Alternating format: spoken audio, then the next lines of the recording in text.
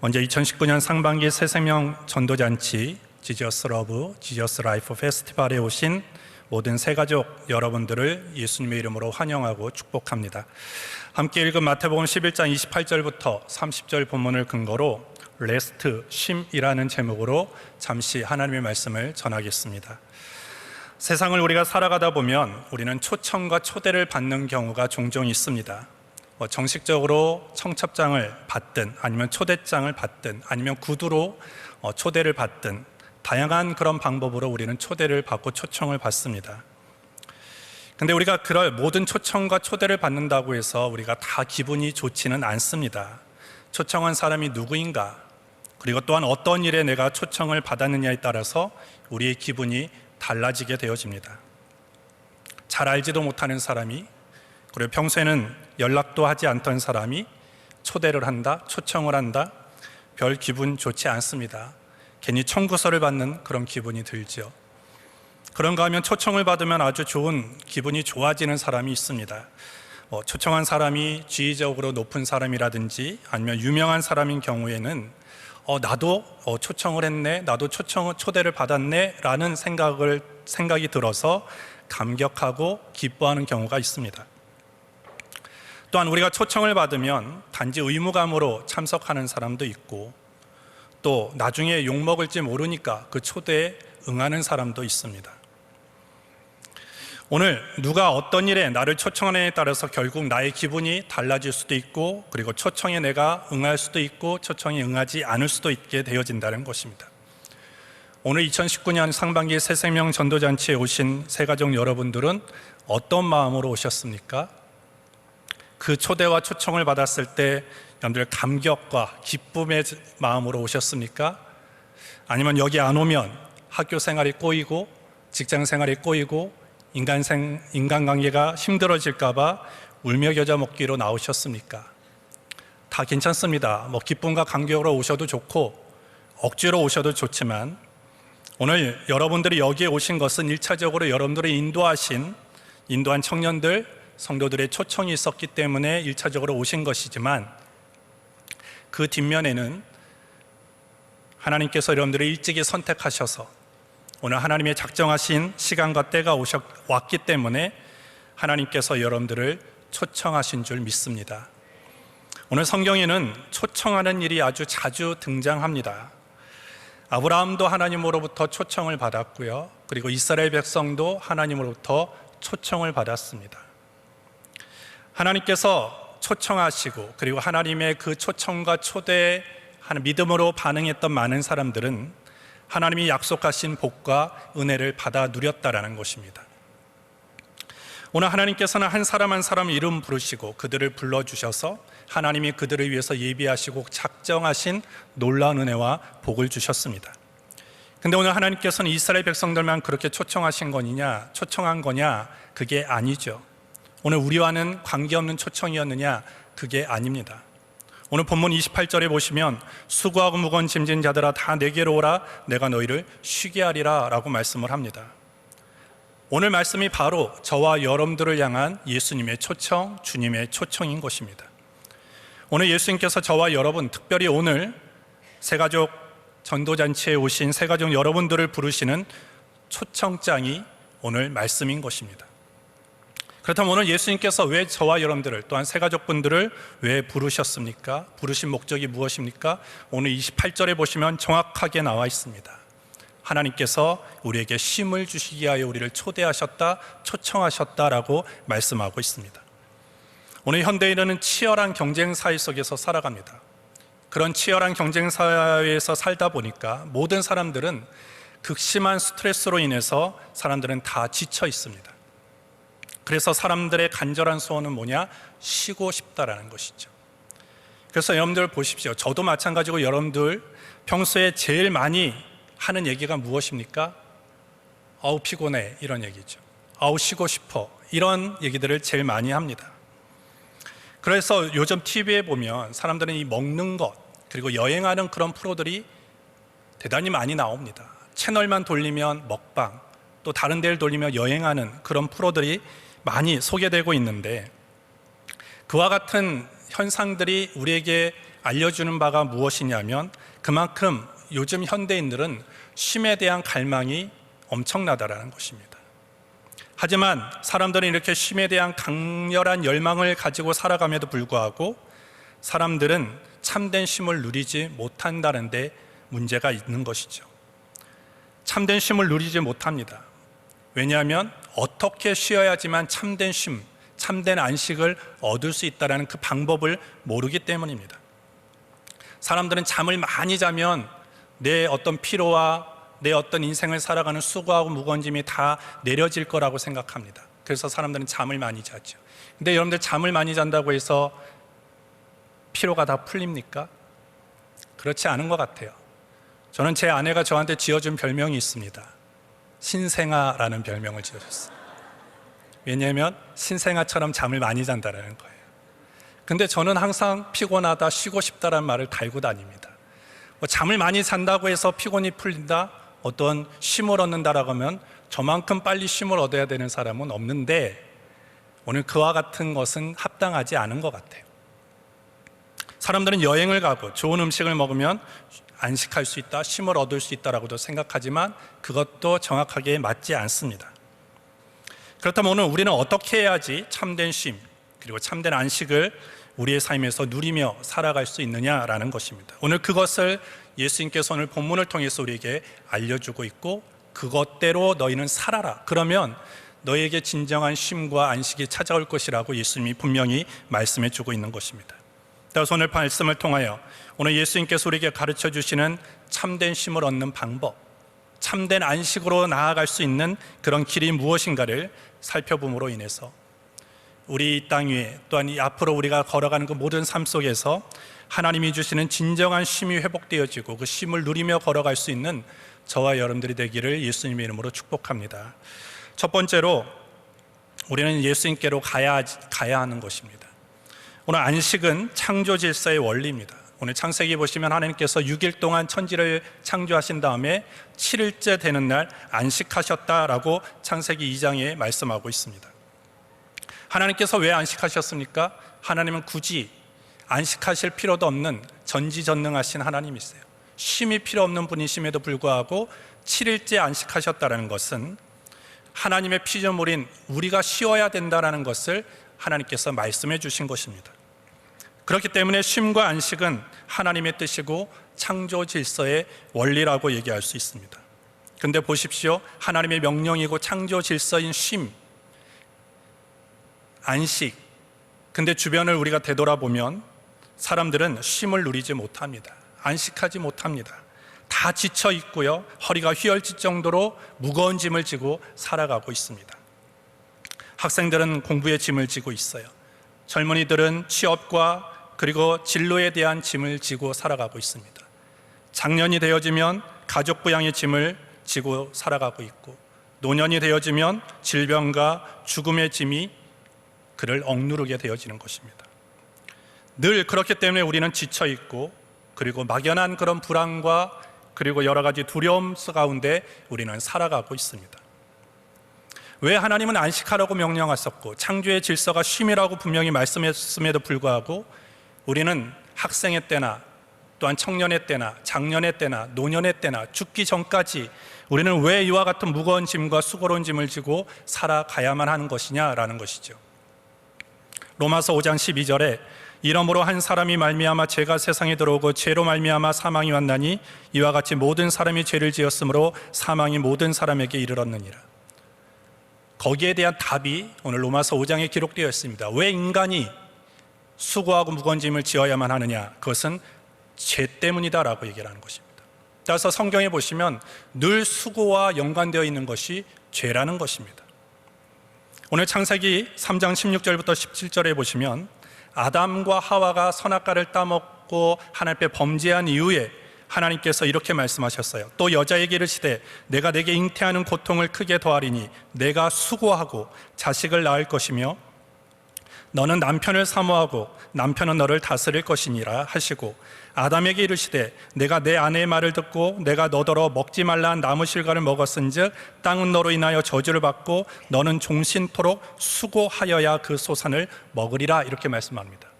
즉 우리가 인생에 무겁고 수고한 짐을 지고 살아갈 수밖에 없는 모든 원인은 죄로부터 시작되었다라는 것입니다. 어떤 질병의 짐이든 어떤 절망의 짐이든 가난의 짐이든 모든 인생에 무거워하고 수고한 짐은 다 죄 때문이라고 성경이 말씀하고 있습니다. 따라서 이 쉼을 회복하기 위해서는 어떤 문제가 해결돼야 되냐면 죄라는 문제가 해결돼야 되는 거예요. 우리가 인생을 살아가는 데 있어서 죄의 문제가 해결되지 않으면 결코 우리에게 참된 안식과 쉼은 찾아올 수 없다라는 것입니다. 사람이 죄를 짓고 나면 두 가지 현상이 생깁니다. 첫 번째는 죄에 따른 형벌이 올 거라는 두려움입니다. 죄를 짓는 순간 두려워집니다. 또한 두 번째 현상은 뭐냐면 죄라는 그 힘이 너무나 강하기 때문에 죄를 짓고 나면 그 죄가 내 마음도 내 영혼도 내 육체도 오염시켜서 또 다른 죄를 짓게 한다는 것입니다. 결국 이와 같은 두 가지의 현상이 사람들로부터 정상적인 생활을 하지 못하게 하고 결과적으로 그 속에서 여러 가지 고민하고 염려하고 무거운 짐을 지고 살아가게 만들어버리는 것입니다. 이와 같은 처지에 있는 우리들을 예수님이 오늘 초청하시는 것입니다. 수고하고 무거운 짐진 자들아 다 내게로 오라 라고 말씀하는 것입니다. 왜? 내가 그 짐을 져주겠다라는 거예요. 그 짐을 풀어주겠다라는 것입니다.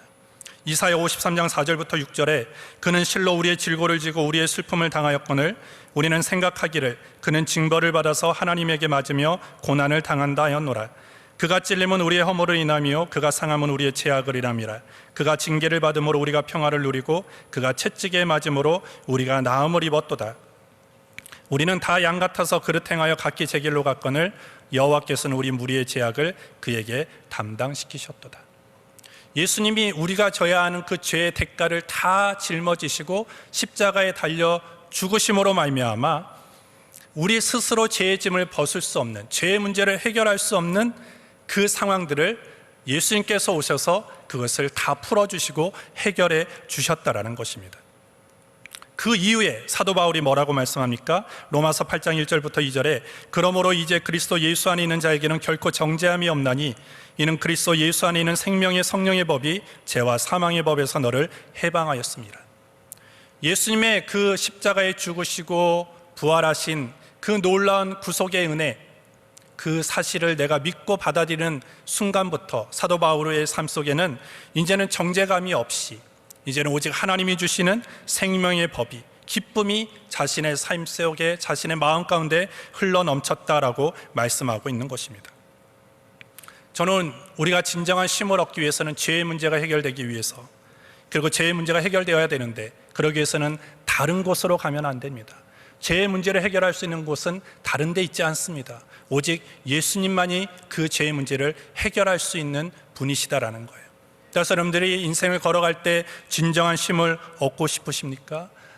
참된 안식 속에 나아가고 싶으십니까? 그럼 여러분들 다른 데 가지 마시고 예수님께로 나오셔야 되는 것입니다. 그 예수님 안에 있을 때 우리는 세상에 줄 수 없는 참된 평안, 쉼, 안식, 그것을 우리가 그것을 누리며 살아갈 수 있게 되어지는 것입니다. 두 번째로 예수님의 멍에를 매야 하는 것입니다. 29절부터 30절에 보시면 나는 마음이 온유하고 겸손하니 나의 멍에를 메고 내게 배우라. 그러면 너희 마음이 쉼을 얻으리니 이는 내 멍에는 쉽고 내 짐은 가벼움이라 하시니라. 너희가 쉬고 싶으면 나한테 와서 멍에를 메라, 이렇게 말씀하고 있습니다. 좀 이해가 되지 않지요? 내 짐도 지금 메기 버겁고 힘든데 왜 다시 예수님의 멍에를 메라고 하십니까? 이 구절을 잘 우리가 이해하기 위해서는 팔레스타인의 농사법을 좀 알아야 됩니다. 팔레스타인의 농사법은 어떠했느냐 하면 오늘 농사를 짓기 위해서는 쟁기를 끌어야 되고 밭을 갈아야 되는데 그 당시에 소나 말에게 그 멍에를 쥐웁니다. 근데 혼자 멍에를 쥐우는 것이 아니라 말이면 말, 아니면 소면 소, 꼭 쌍을 이루어서 멍에를 매게 했습니다. 그런데 항상 힘의 균등, 힘이 똑같은 어떤 크기가 비슷한 이런 가축들로 쌍을 이룬 것이 아니라 하나는 리더격으로, 그리고 하나는 좀 모자란 그런 가축을 쌍을 이루게 하고 멍에를 쥐우고 짐을 지게 했습니다. 그렇다면 오늘 앞에 나가는 리더의 소, 그 역할을 하는 리더의 소는 어떠합니까? 모든 것을 지고 가는 것입니다. 하지만 그 리더의 소의 옆에서 따라가는 소는 어떻게 돼요? 따라는 가지만 절대적으로 그 짐에 대한 무게는 받지 않는다는 거예요. 오늘 예수님이 와서 내 멍에를 지라라고 한 이유는 무엇입니까? 결국은 네가 지고 있는 짐도 내가 지어주겠다라는 거예요. 같이 지는데 결과적으로 그 한쪽에 있는 짐은 힘이 세고 리더격인 그런 소에 의해서 지어져 가는 것처럼 오늘 너희가 인생을 살아가는 데 있어서 그 모든 무거운 짐을 내가 지어주겠다라는 것입니다. 오늘 우리 형제들은 군대나 국기훈련에 가면 이 봉체조라는 거를 할 때가 있어요. 10명이면 10명 조를 이루어서 큰 그런 나무를 같이 들어 올리는 것이죠. 근데 그 훈련에서 가장 이득이 있는 사람이 있어요. 어떤 사람입니까? 키가 작은 사람입니다. 키가 작은 사람은 그냥 팔만 올리면 되는 거예요. 힘을 들이지 않아도 그냥 흉내만 내도 되는 거예요. 오늘 그와 같은 것이죠. 오늘 내 멍에를 메라 라는 것이 그와 같은 것입니다. 흉내만 내라 라는 거예요. 나머지 너의 인생길을 걸어가는데 힘들고 어려운 짐은 내가 다 대신 져 주겠다라는 것입니다. 이와 같은 사실은 예수님 없는 인생은 결코 나 혼자 멍에를 메야 된다는 거예요. 나 혼자 그 인생의 무거운 짐을 지고 가야 되지만 예수님께로 와서 예수님과 함께 인생을 걸어가는 삶은 예수님이 내 인생의 모든 문제들을 대신 져 주시기 때문에 우리는 인생의 길을 편안하게 그리고 쉼을 얻으며 걸어갈 수 있게 되어진다는 것입니다. 오늘 여러분들 인생의 짐을 혼자 지지 마시고 예수님과 함께 동행하며 예수님으로부터 주어지는 그런 힘을 가지고 그리고 예수님을 의지해서 나아가는 저와 여러분들이 되기를 주님의 이름으로 축복합니다. 마지막 세 번째로 우리는 예수님에게서 배워야 합니다. 오늘 예수님이 주시는 영적인 쉼을 이해하기 위해서는 조금 전에 말씀드렸던 팔레스타인의 농사법을 이해해야 되는데 오늘 예수님에게 와서 배워라 라는 이야기는 무엇입니까? 오늘 리더격인 소가 있고 거기를 따라가는 소가 있습니다. 따라가는 소는 모든 면에 있어서 모자란 것입니다. 힘도 모자라고 경험도 모자라고 이 일을 해본 적이 없는 소입니다. 모든 것들이 미숙합니다. 하지만 잘하는 소에 붙여놨을 때 어떻게 되어지는 거예요? 그 잘하는 소를 따라가는 것이죠. 그리고 주인의 말을 듣게 되어지고 많은 것들을 경험하게 되어지는 것입니다. 오늘 우리가 예수님과 동행한다는 의미 그리고 예수님이 나에게로 와서 배우라는 의미가 그와 같은 뜻입니다. 나에게로 와서 배우라 라는 것이죠. 오늘 예수님으로부터 우리가 배워야 되는 것은 무엇이냐면 오늘 성경에 보시면 온유와 겸손이라고 말씀을 하고 있습니다. 오늘 예수님이 왜 우리를 부르시고 왜 우리의 멍에를 대신 지어주신다고 말씀합니까? 예수님이 가지고 있는 온유와 겸손이라는 성품 때문이에요. 온유와 겸손이 없다라면 우리가 아무리 힘들고 지쳐 있어도 모른 척 하실 것입니다. 하지만 하나님은 겸손하시고 인자하시기 때문에 모든 사람이 나를 떠난다 할지라도 모든 사람이 내 지침과 내 하소연에 대해서 귀를 막는다 할지라도 하나님 예수님은 여전히 나를 반겨주신다라는 것입니다. 따라서 그 온유와 겸손은요 내가 책을 많이 본다고 해서 얻어지는 게 아니에요. 지식으로 배울 수 있는 것이 아니라 예수님과 늘 함께하며 나아갈 때 그 온유와 겸손을 배워갈 수 있게 되어지는 것이죠. 포도나무 가지가 포도나무에 붙어 있을 때 열매를 맺을 수 있는 것처럼 오늘도 온유와 겸손의 시작이신 예수님께 내가 꼭 붙어 있을 때 오늘 우리는 그 예수님의 성품을 닮아갈 수 있고 그리고 예수님께 꼭 붙어 있을 때 우리가 배울 수 있는 것이 무엇입니까? 한마디로 얘기하면 진리를 배울 수 있게 되어지는 거예요. 세상이 왜 이렇게 힘듭니까? 사람들이 진리 안에 거하지 않기 때문이에요. 바르게 진리대로 살지 않기 때문에 온갖 문제가 발생하는 것입니다. 하나님이 가르쳐 주신 대로 하나님의 그 창조와 섭리의 질서 안에서 순응하고 살아간다면 오늘 우리는 다 참된 쉼을 얻을 수 있게 되어지는 거예요. 따라서 오늘 예수님이 나에게로 와서 배우라 라고 하는 것은 첫 번째는 온유와 겸손이지만 더 나아가서는 하나님의 진리라는 것입니다. 진리, 우리가 진리대로 살아간다는 것은 처음에는 좀 피곤할 수 있어요. 내 삶이 막 깝깝하게 느껴질 수도 있습니다. 하지만 진리대로 살아가다 보면 거기서 우리는 무엇을 겪게 되어지냐면 참된 기쁨을 얻게 되어져요. 참된 평안을 얻게 되어집니다. 아, 진리에서 오는 참된 평안이 이것이구나라는 것을 우리가 알게 되어지는 것입니다. 따라서 오늘 이 자리에 모여있는 분들은 첫 번째로 예수님께로 와야 됩니다. 그리고 예수님과 함께 동행하며 예수님과 함께 멍에를 재야 됩니다. 그리고 예수님과 늘 동행하며 하나님의 말씀으로 우리가 충만해지고 그 하나님의 말씀대로 살아갈 때 세상이 줄 수 없는 참된 쉼과 평안이 저와 여러분들에게 회복되어지게 될 줄 믿습니다. 수고하고 무거운 짐진 자들아 다 내게로 오라. 내가 너희를 쉬게 하리라.